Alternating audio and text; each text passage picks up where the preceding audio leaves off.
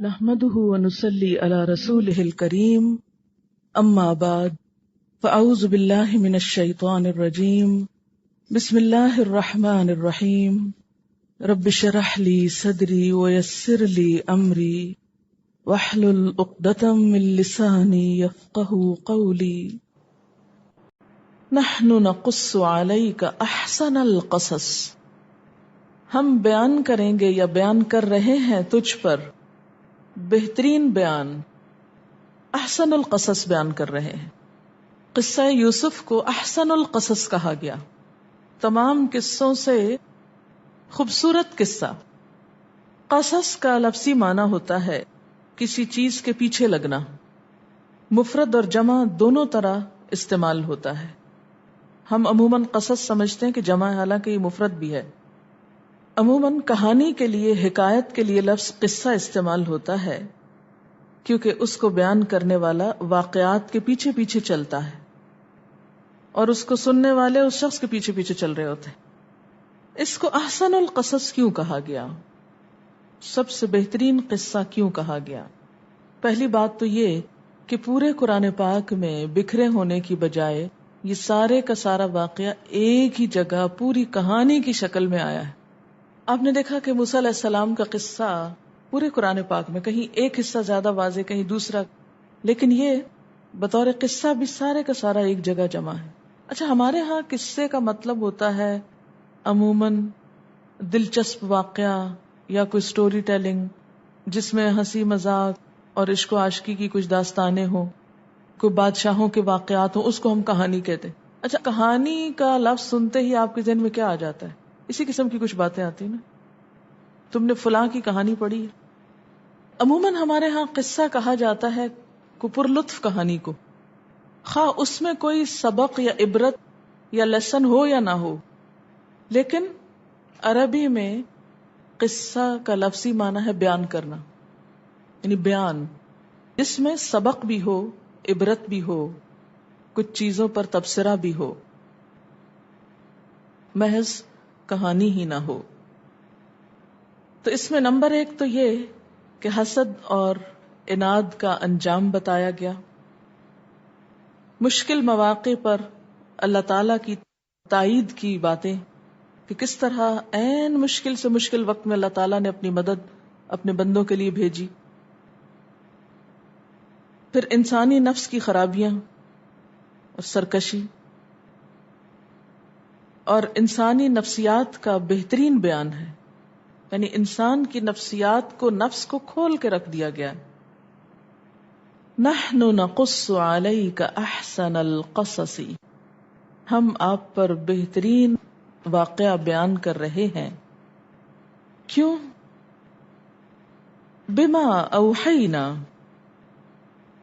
یہاں بے کا معنی بوجہ بھی ہو سکتا ہے یا ساتھ بھی ہو سکتا ہے۔ یہاں قصہ یوسف کو احسن القصص کہا گیا۔ یہ یوسف علیہ السلام کون تھے؟ حضرت ابراہیم علیہ السلام کی اولاد میں سے تھے۔ ابراہیم کے بیٹے اسحاق، اسحاق کے بیٹے یعقوب، یعقوب کے بیٹے یوسف۔ اسی لیے حدیث میں نبی صلی اللہ علیہ وسلم نے فرمایا کہ الکریم ابن الکریم ابن الکریم ابن الکریم، ایک محترم انسان جو محترم انسان کا بیٹا ہے، اور وہ ایک اور محترم انسان کا بیٹا، اور وہ ایک اور معزز انسان کا بیٹا۔ تو یہ ایک سلسلہ ہے محترم انسانوں کا۔ یہ قصہ عام لوگوں کا قصہ نہیں، بہت معزز لوگوں کی اولاد میں سے ایک معزز شخص کا قصہ ہے۔ الکریم ابن الکریم ابن الکریم ابن الکریم یوسف ابن یعقوب ابن اسحاق ابن ابراہیم۔ بما اوحینا الیک ھذا القرآن، اس وجہ سے کہ ہم نے آپ کی طرف یہ قرآن نازل کیا ہے۔ تو قرآن میں تعلیم کا ذریعہ بعض اوقات واقعات ہیں، بعض اوقات احکامات ہیں، بعض اوقات کائنات پر غور و فکر کی دعوت ہے. تو قصے کی شکل میں انسان کو تعلیم دینا آج بھی آپ دیکھیں سب سے موسٹ ماڈرن طریقہ ہے. بچوں کو جب زبان سکھائی جاتی ہے، آپ اسکول میں ڈالتے ہیں اس کو، تو اس کو کیا کہا جاتا ہے پڑھنے کو؟ مثلا اردو کی کتاب میں اردو جب آپ بچے کو پڑھاتے ہیں تو کیا پڑھاتے ہیں؟ اس میں کہانیاں ہی ہوتی ہیں نا. بڑے بڑے فیکٹس کو کہانی کی شکل میں پیش کیا ہوتا ہے. یا انگریزی پڑھاتے ہیں تو مختلف لیسنز جو ہوتے ہیں اس میں کیا انداز اختیار کیا جاتا ہے؟ پیٹر اور جین کیا ہے؟ دراصل کہانی ہے، سیریز ہے کہانیوں کی، اس میں کیریکٹر ہیں مختلف. اچھا، جب آپ انگریزی یا اردو میں ماسٹرز کرتے ہیں تو آپ کو ناول پڑھنے کو کیوں کہتے ہیں؟ ان پہ تبصرے کرنے کو کیوں کہتے ہیں؟ ان میں مختلف کرداروں کو اجاگر کرنے کو کیوں کہتے ہیں؟ کیا اس سے مقصود وہ سارے کردار آپ کو یاد کرانا ہے یا کچھ اور ہے؟ جب کسی کی ڈسکرپشن لکھنے کو کہا جاتا ہے تو کیا وہ شخص مقصود ہوتا ہے یا اس کے ذریعے زبان سیکھنا مقصود ہوتا ہے؟ زبان سیکھنا.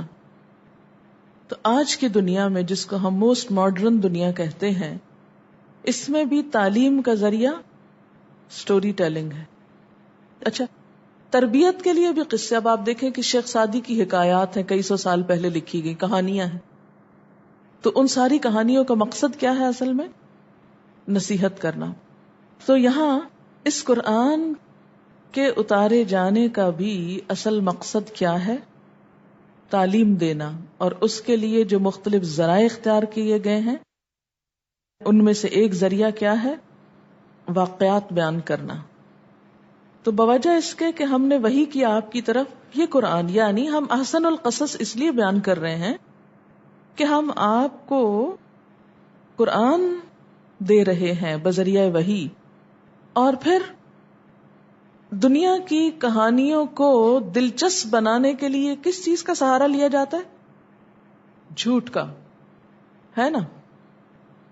جس کہانی میں جتنا جھوٹ ہوگا اتنی ہی زیادہ وہ خوبصورت ہو جائے گی، دلچسپ ہو جائے گی.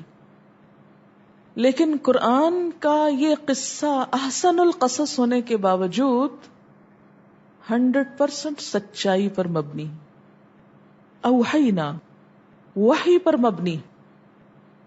گزشتہ بادشاہوں کے جو واقعات بیان ہوتے ہیں تو ان میں آپ دیکھیں گے کہ بہت سے داستانیں خود ساختہ ہوتی، لیکن یہاں کچھ بھی خود ساختہ نہیں.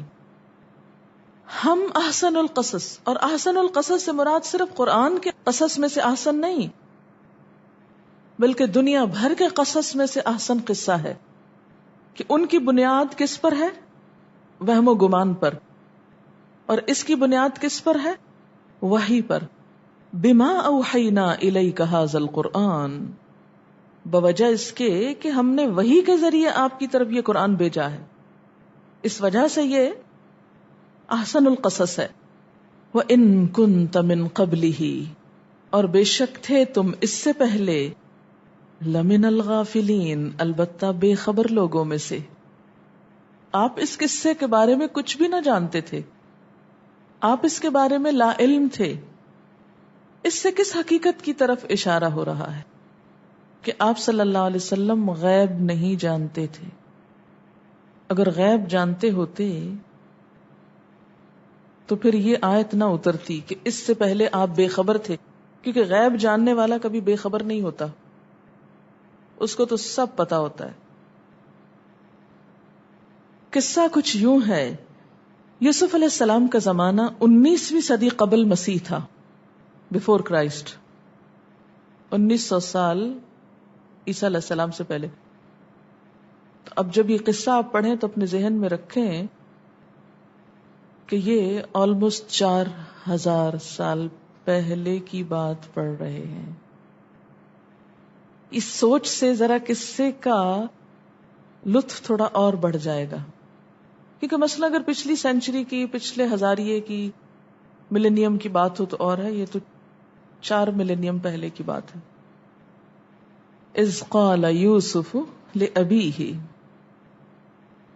جب یوسف علیہ السلام نے اپنے والد سے کہا، حضرت یعقوب سے، یا ابتی، اے ابا جان. یہ پیار سے بلایا جانے والا لفظ ہے، یا ابتی. انی رأیت، بے شک میں نے دیکھا ہے، 11 کوکباً، 11 ستاروں کو. میں نے 11 ستارے دیکھے ہیں، یعنی خواب میں. والشمس، اور سورج کو دیکھا. والقمر، اور چاند کو دیکھا. رأیتہم، میں نے ان سب کو دیکھا ہے کہ لی ساجدین، میرے لیے جھکے ہوئے ہیں. 11 ستارے ہیں، سورج ہے، چاند ہے، میرے آگے جھکے ہوئے ہیں. یہ کیا خواب ہے؟ کیونکہ بہت انیوژل خواب تھی. قال،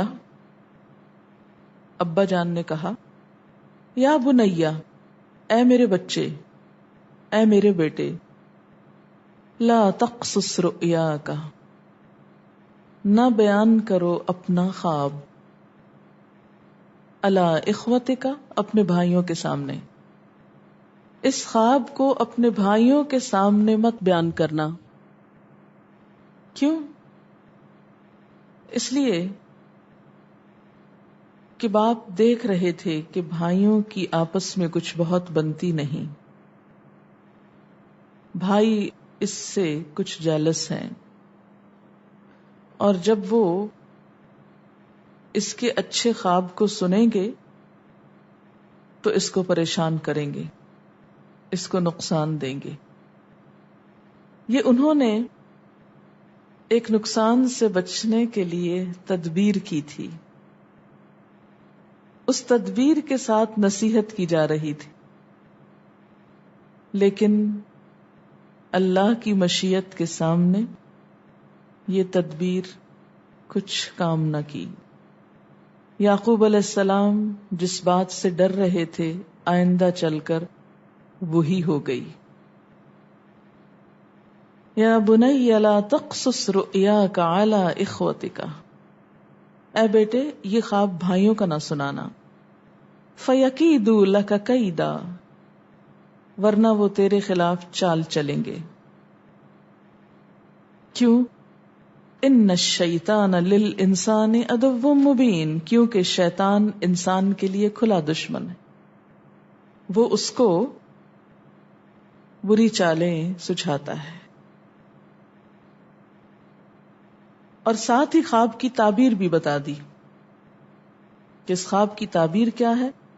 وَكَذَلِكَ يَجْتَبِيكَ رَبُّكَ، اسی طرح چن لے گا تجھ کو تیرا رب.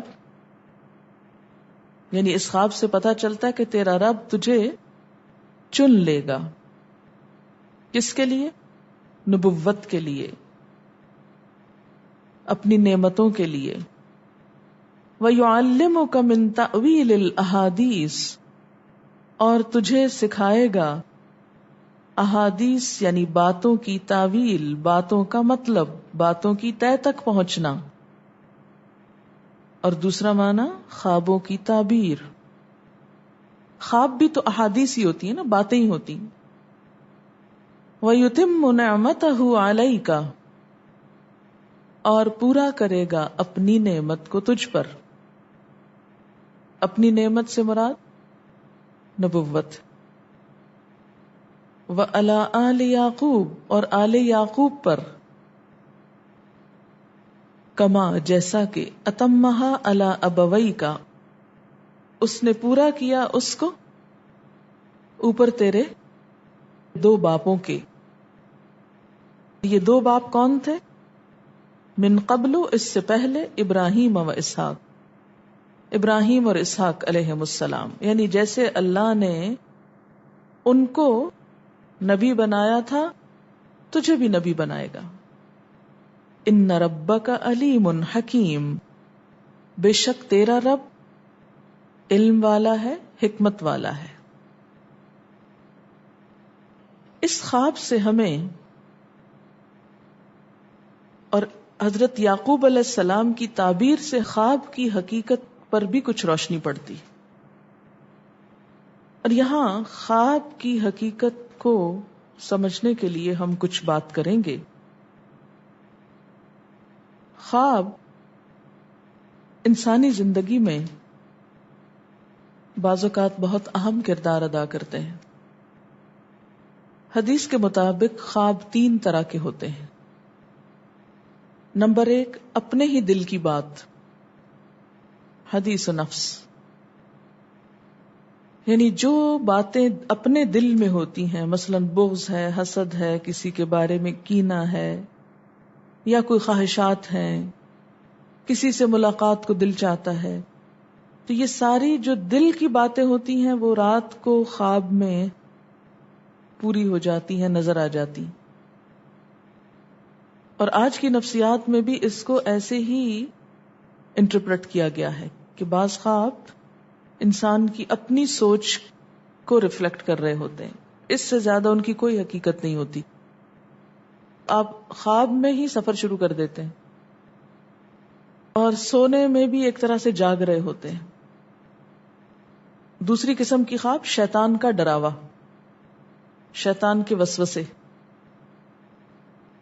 یہاں سے شیطان کی ایفیشنسی بھی معلوم ہوتی ہے. نہ صرف یہ کہ وہ جاگتے میں آپ کو مختلف برے خیالات سجھاتا ہے، بلکہ سوتے وقت بھی نہیں پیچھا چھوڑتا.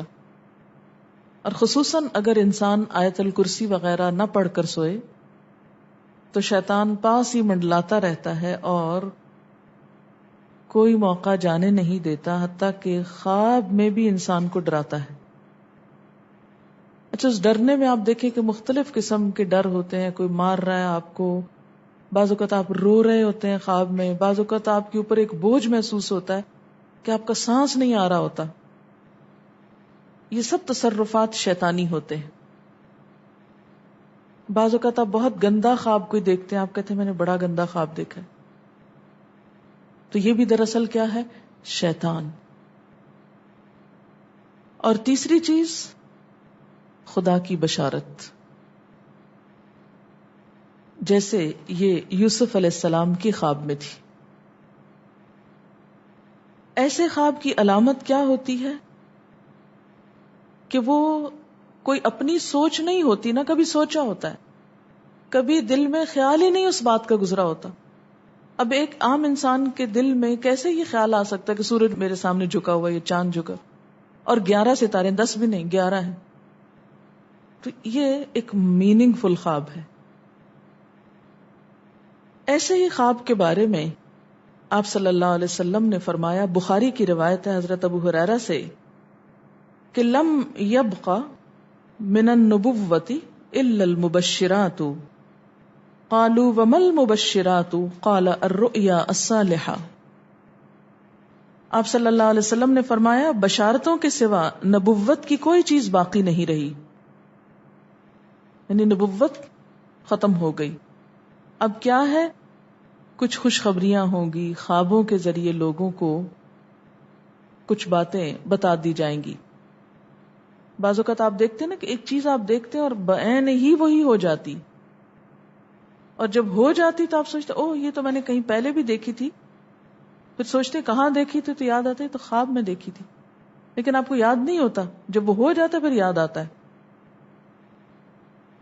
تو فرمایا بشارتوں کے سوا نبوت کی کوئی چیز باقی نہیں رہی. صحابہ نے دریافت کیا کہ بشارتوں سے کیا مراد ہے؟ آپ نے فرمایا سچا خواب، سچا خواب، میننگ فل خواب. اور یہ سچے خواب بعض اوقات فیوچر کے بارے میں کچھ اطلاع ہوتے ہیں، بعض اوقات انسان کو ملنے والی کچھ خوشخبری ہوتے ہیں. یہ جو سچے خواب ہوتے ہیں یہ نبوت کا آغاز بھی ہوتے ہیں.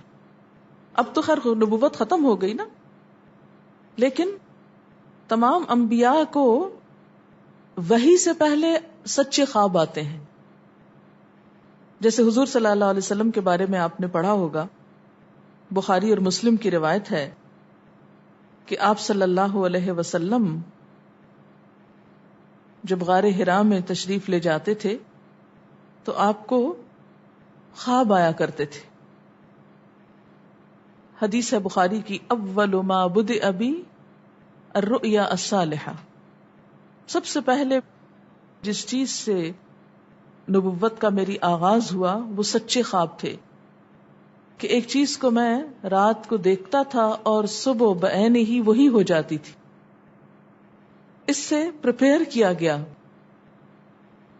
جیسے یوسف علیہ السلام کو پریپیئر کیا جا رہا ہے کہ آئندہ اللہ تعالیٰ ان کو کسی بڑے مقام پہ پہنچانے والا ہے، اور وہ بعین ہی ایسے ہوا، اگرچہ 40 سال بعد ہوا لیکن ہو گیا.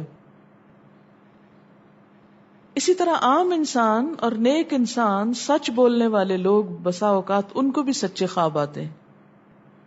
اور ایک خواب مثلاً ہو سکتا ہے آپ نے بچپن میں دیکھا ہو اور وہ اب آ کے پورا ہوا ہو. بعض اوقات آپ کسی انسان کو اس سے ملنے سے پہلے ہی خواب میں دیکھ لیتے ہیں، اور جب وہ نظر آتا ہے تو بالکل ویسا ہی ہوتا ہے، حالانکہ آپ نے اس کو دیکھا نہیں اور کہیں سے آپ اس کو دیکھ کے آئے بھی نہیں، نہ کوئی تصویر دیکھی نہ کچھ، لیکن اللہ تعالیٰ وہ نقشہ آپ کو خواب کے ذریعے دکھا دیتا ہے. آپ صلی اللہ علیہ وسلم نے یہ بھی فرمایا، بخاری اور مسلم کی روایت ہے، قال رسول اللہ صلی اللہ علیہ وسلم الرؤیا الصالحہ جزء من 46 جزءا من النبوہ، کہ سچا خواب نبوت کا 46واں حصہ ہے. یعنی جیسے انبیاء علیہ السلام کو وحی کے ذریعے خبریں دی جاتی ہیں، ایسے ہی عام لوگوں کو خواب کے ذریعے کچھ فیوچر کی خبریں دے دی جاتی ہیں. جیسے دوسری روایتوں میں آتا ہے کہ نیک روش، حلم اور میانہ روی نبوت کے کاموں میں سے ہے، تو ایسے ہی یہ. اب اس کا یہ مطلب نہیں کہ جو حلیم انسان ہے یا نیک شخص ہے وہ نبی ہو گیا، نہیں، نبوت اس کو نہیں ملی، لیکن اس کا عکس یا اس کا جو مزاج ہے ویسا ہی ہے. اب یہ ہے کہ اللہ تعالیٰ یہ خواب کیوں دکھاتا ہے بندوں کو، اور یہ ایک ایسا عمل ہے کہ انسان جس پہ قابو نہیں پا سکتا، جو انسانی ڈسکوری سے باہر ہے کہ ایسا کیوں ہوا. آپ دیکھیں کہ انسان 2 چیزوں کا مجموعہ ہے، ایک اس کا جسم ہے اور ایک اس کی روح ہے. جہاں یہ دونوں آپس میں ایک دوسرے سے موافقت کرتے ہیں، ایک دوسرے کے ساتھ کوآرڈینیٹ کر رہے ہیں، وہاں یہ ایک دوسرے سے کشمکش بھی کرتے ہیں. بعض اوقات جسمانی خواہشات روح پر غالب آ جاتی ہیں، بعض اوقات روحانی کیفیات جسم پر غالب آ جاتی ہیں. عام طور پر دن میں جب ہم دنیا کے کام کر رہے ہوتے ہیں تو ہمارا جسم ایکٹیو ہوتا ہے، اور اس کا نتیجہ کیا ہوتا ہے کہ روح کی جو کار فرمائی ہیں وہ ذرا لو ہو جاتی. رات کو جب ہم سوتے ہیں اور جسم ہمارا بالکل بے حس ہو جاتا ہے تو پھر روح جو ہے وہ ابھر کر آتی ہے، اس کی کار فرمائی بڑھتی ہے، وہ زیادہ ایکٹیو ہو جاتی. پھر آپ کو قرآن کی وہ آیت بھی یاد ہوگی کہ جس میں اللہ تعالیٰ فرماتے ہیں کہ جب انسان سوتا ہے تو ہم اس کی ایک روح لے لیتے ہیں، جس کو زندگی دینی ہوتی ہے وہ واپس لوٹا دیتے ہیں، ورنہ جو دوسری باقی ہوتی ہے وہ بھی لے لیتے ہیں. اب یہ جو روح نکلتی ہے نا ایک ہمارے جسم سے، تو یوں لگتا ہے کہ جیسے وہ مختلف جگہوں پہ وانڈر کرتی ہے، یعنی گھومتی پھرتی، اور بعض اوقات دور دراز پہنچ کے مثلا کسی مردے سے جا ملاقات کرتی، کیونکہ روح تو ایک لطیف چیز ہے نا. جب ماں کے پیٹ میں بچے کے اندر آتی ہے تو کوئی پتہ نہیں چلتا، جب نکل جاتی ہے تو کوئی پتہ نہیں چلتا. اسی طرح روح دیواروں کے پار بھی چلی جاتی. آپ کسی قرآن پاک میں آتا ہے نا کہ اینما تکونوا یدرککم الموت ولو کنتم فی بروج مشیدہ، یعنی اگر بالکل ساؤنڈ پروف اور ہوا پروف جگہ پر بھی کوئی چیز رکھ دی جائے تو کیا ہوگا؟ روح وہاں سے بھی نکل جائے گی. یعنی روح کے لیے یہ مادی چیزیں رکاوٹ نہیں ہے. اب آپ دیکھیں جو لوگ مر جاتے ہیں بعض اوقات آپ کی ان سے ملاقات ہوتی اور آپ کو یوں لگتا ہے جیسے آپ ان کو چھو کر آئے، اور ایسا ممکن ہے کہ وہ جو سوتے وقت ایک روح آپ کی نکلی وہ ٹریول کرتے کرتے اس مقام پہ جا پہنچی جہاں وہ مردہ روح تھی، اور اس نے اس سے جا کر باتیں بھی کی، کچھ میسج بھی لیے، کچھ اور بھی. تو اس سارے کو ہم واضح طور پر نہ جان سکتے ہیں، اس کی حقیقت نہ سمجھ سکتے ہیں، لیکن بعض خوابوں کو انٹرپریٹ کرنے میں یہ چیز آپ کو مدد دے گی کہ ایسا کس طرح پاسبل ہے. آپ اپنے بستر پر لیٹے ہوئے اور خواب میں آپ کہیں اور پہنچے ہوئے، بعض اوقات آپ دیکھتے ہیں کہ میت آپ کو کوئی چیز دے رہی ہے، میت رو رہی ہے، میت خوش ہے، آپ اس کو دیکھتے ہیں وہ بڑے باغ میں بیٹھی ہوئی ہے. یہ آپ نے کہاں سے دیکھ لیا؟ آپ تو بستر پہ لیٹے ہوئے تھے. تو وہ جو ایک شعور سوتے وقت نکل جاتا ہے، جسم سے الگ ہو جاتا ہے، وہ ٹریول کر رہا ہوتا ہے ایک طرح سے، اور وہ ایسی جگہوں پر اللہ کے اذن سے ہی پہنچ جاتا ہے اور اس کو وہاں کی معلومات مل جاتی ہیں. عراق میں جو صحابہ کرام کی قبروں میں سے ان کو نکال کر دوسری جگہ پر دفن کیا گیا، ہم نے دیکھا کنٹینیوسلی 3 دن خواب آیا ایک شخص. جب اس نے اگنور کیا تو بادشاہ وقت کو خواب آیا، مفتی اعظم کو خواب آیا، اور مسلسل خواب میں وہ اپنا میسج کنوے کر رہے ہیں کہ ہمیں وہاں سے نکالو، ہماری قبروں میں پانی آ گیا. اور یہ بالکل سچا واقعہ ہوا، دنیا نے جس کا مشاہدہ بھی کیا. تو پھر آپ اس کو کیسے انٹرپریٹ کریں گے؟ تو بات یہ ہے کہ جیسے ہماری روح ٹریول کرتی ہے، کہیں ایسی جگہ جا پہنچتی ہے، تو ہو سکتا ہے کہ وہ اس مقام تک جا پہنچی ہو. یہ شہیدوں کی روح تو آزاد ہوتی ہے، ان کو اجازت مل گئی ہو کہ وہ ان لوگوں کی روح سے جا ملے، کیونکہ سجین قید خانے میں تو ہوتی ہے نا وہ روح، مجرم روح جو ہوتی ہے. خاص طور پہ شہداء کی روح ہے تو جنت میں کیا کر رہی ہوتی ہے؟ گھوم پھر رہی ہوتی، کھا پی رہی ہوتی. تو یہ بالکل ایک سچ ہے اور حقیقت ہے کہ بسا اوقات انسان خواب میں ایسے لوگوں سے ملاقات کر کے ان کے حالات کو جان لیتا ہے کہ ان پہ کیا گزر رہی. مثلاً ان کو عذاب ہو رہا ہے. یہ عام بات ہے نا کہ میت کو جس حال میں دیکھو اسی حال میں ہوتی ہے. یعنی اگر خواب میں کسی نے اپنے والدین کو دیکھا کہ وہ بہت رو رہے ہیں فوت ہونے کے بعد، تو کیا کرنا چاہیے؟ ان کی طرف سے صدقہ دعا کرنی چاہیے. یہ بھی اللہ کی ایک رحمت ہوتی ہے کہ ان کو موقع دے دیا جاتا ہے کہ وہ اپنا میسج کنوے کر دیں ایک طرح سے. اور جس کو ایسا خواب آئے اس کو پھر اسے وہ اس کے دل کی بات نہیں ہوتی، الا یہ کہ آپ کسی انسان کے بارے میں بہت برا گمان رکھتے ہیں اور آپ اسے دیکھتے ہیں کہ وہ رو رہا ہے یا کچھ، لیکن کئی اور لوگ دیکھتے ہیں کہ وہ ہنس رہا ہے، کھیل رہا ہے. تو اس کا مطلب یہ ہے کہ پھر آپ ان دو کو کنٹرڈکشن کیسے دور کریں گے؟ تو پھر آپ یہ دیکھیں گے کہ جس نے خواب دیکھا اس کا اپنا نظریہ اس شخص کے بارے میں کیا تھا. کیونکہ اس کی اپنی بدگمانی تو نہیں اندر چھپی ہوئی تھی کہ جو سوتے وقت اوپر ابھر آئی اور اس نے وہ روپ اس طرح کا دکھا دی، پھر وہ حدیث نفس میں آ جائے گی، دل کی بات میں وہ چیز آ جائے گی. ٹھیک. کسی بھی خواب کے سچا ہونے کی آپ کوئی دلیل نہیں رکھتے، ایز سچ واضح بات یہ نہیں کہہ سکتے کہ میں نے جو خواب دیکھا وہ بالکل سچ ہو جائے گا، یہ آپ دعویٰ نہیں کر سکتے. ہو سکتا ہے کہ آپ کے اپنے دل کی سوچیں اور خیالات اس میں آ رہے ہوں، اور خصوصاً اس وقت جب 2 متضاد خبریں ملیں. مثلاً ایک شخص آپ کے پاس آتا ہے، وہ کہتا ہے کہ میں نے آپ کے بارے میں بہت اچھا خواب دیکھا. دوسرا آتا ہے کہتا ہے کہ میں نے آپ کو اچھے حال میں نہیں دیکھا. اب یہ فرق کس چیز کا ہو گیا؟ اس کے اپنے گمان کا فرق ہے. ایک آپ کے بارے میں گمان اچھا رکھتا ہے، وہ آپ کو اچھا دیکھنا چاہتا ہے لہٰذا وہ آپ کو اچھا دیکھ رہا ہے، اور دوسرا آپ سے حسد رکھتا ہے اور وہ آپ کو ہر قیمت پہ ختم ہوتے دیکھنا چاہتا ہے. وہ ویسے تو مار نہیں سکتا آپ کو، لہذا خواب میں مار لیتا ہے اور خواب میں آپ کا حال برا دیکھ لیتا ہے. تو وہ خواب دراصل کیا ہوتا ہے؟ اس کی اپنے نفس کی بات ہوتی ہے. اسی طرح بعض لوگ جو جھوٹ سے بچتے ہیں، دھوکے سے بچتے ہیں، جن کے اندر منافقت نہیں ہوتی، جن کے دل بالکل صاف ہوتے ہیں، ان کو بھی بعض اوقات ایسے خواب آتے ہیں کہ جو بالکل واضح حقیقت ایک طرح سے نظر آ جاتی. لیکن کوئی شخص یہ خود سے دعویٰ نہیں کر سکتا کہ جو میں نے دیکھا ہے وہ میرے دل کی بات نہیں اور وہ بالکل بڑی سچائی ہے، جب تک کہ وہ چیز عملاً سامنے نہ آ جائے. وآخر دعوانا ان الحمد للہ رب العالمین. سبحانک اللہم وبحمدک نشہد ان لا الہ الا انت نستغفرک ونتوب الیک. السلام علیکم ورحمۃ اللہ وبرکاتہ.